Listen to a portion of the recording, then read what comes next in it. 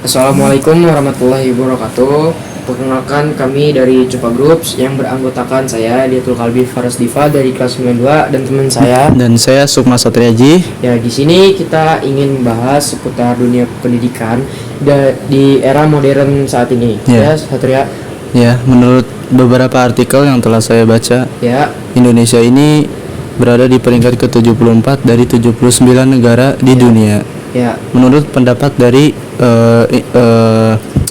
penilaian internasional siswa, atau yang disingkat menjadi PISA. Nah, kira-kira menurut lu gimana nih, Bi?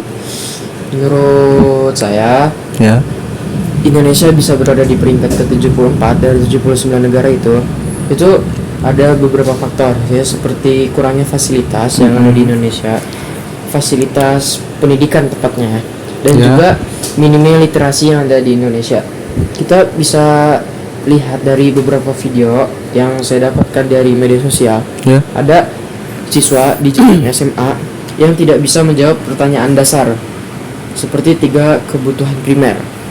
Nah, itu disebabkan oleh kurangnya fasilitas pendidikan dan juga minimnya literasi di Indonesia.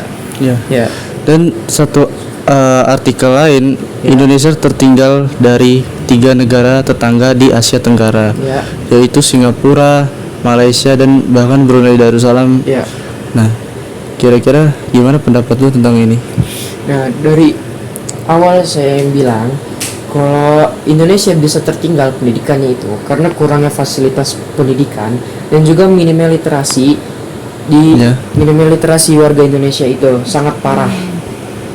Ini bisa berdampak sosial dan juga bisa membuat orang susah mendapat kerjaan. Karena apa? Orang yang sudah mendapat gelar S1 aja itu susah dapat kerjaan, apalagi yang kurangnya pendidikan seperti itu. Kemudian ada artikel lain, Indonesia ini belum mampu mengungguli dari ketiga negara tetangga tersebut. Nah, menurut itu tuh gimana sih agar Indonesia tuh bisa mengungguli dari 3 negara ini? Menurut saya sih, untuk biar Indonesia bisa naik peringkatnya, agar bisa naik, itu tuh harus meningkatkan fasilitas pendidikan di Indonesia dan juga meningkatkan minat baca yang ada di Indonesia. Contohnya tuh seperti apa kira-kira? Contohnya itu seperti meningkatkan fasilitas di sekolah-sekolah, perpustakaan, dan juga mendukung murid yang berprestasi dalam bidang tertentu. Soalnya banyak yang mendapati bahwa murid yang bisa di bidang tertentu malah disuruh belajar bidang tertentu. Ya, seperti ada murid yang pandai dalam seni, cuman disuruh belajarnya itu bidang lain, sesuai dengan bidang atau keahlian. Itu juga berdampak pada peringkat di dunia sih. Di dunia atau di kehidupan masa depannya. Soalnya sebenarnya harus ditingkatkan itu keahlian yang bisa dia gapai, bukan dengan keahlian yang tidak bisa dia gapai. Agar tidak terjadi ketidakcocokan yang menghambat perkembangan si anak atau siswa ini. Nah, banyak pendapat orang-orang juga, Indonesia ini perlu meningkatkan kualitas dari pendidikan. Nah, apa sih, Bi, kira-kira menurut lu tuh pendapat lu tentang atau apa yang harus ditingkatkan dari pendidikan Indonesia? Yang harus ditingkatkan itu sebenarnya cara belajarnya aja sih. Soalnya banyak di Indonesia itu di sekolah-sekolah cara belajar itu lebih ke menghafal, bukan mempraktikkan. Dengan murid yang disuruh hafalin terus, itu malah menyulitkan murid.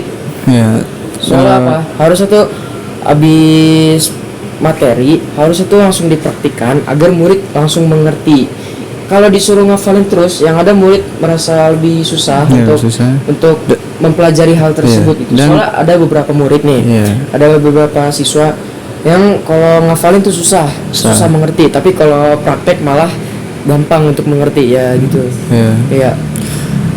Justru ini akan menghambat lagi dari pengetahuan si anak karena dia tidak akan mengetahui hal-hal yang baru karena keseharian atau kebiasaannya dia itu selalu menghafal, hanya menghafal dan hanya diberi tugas tanpa diberi penjelasan yang lengkap atau penjelasan langsung dari guru. Nah, kira-kira apa sih koreksi-koreksi tentang para oknum-oknum guru yang sering terjadi seperti ini? Ya, koreksi yang harus dievaluasi itu ialah cara mengajar guru yang kebanyakan di Indonesia itu harus menghafal. Sebenarnya guru itu harusnya itu memberikan pelajaran dengan sepenuh hati. Ya, soalnya banyak di sekolah-sekolah itu ada anak yang kurang mengerti.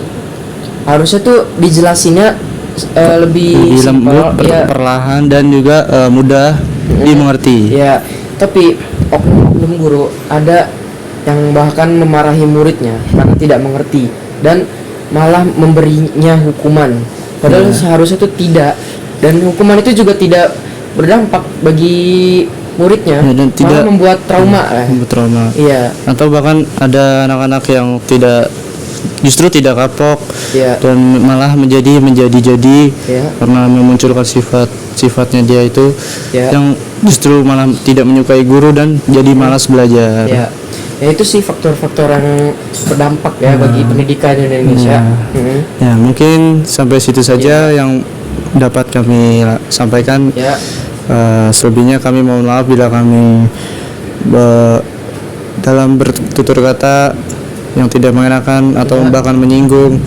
Sekian dari kami. Assalamualaikum warahmatullahi wabarakatuh.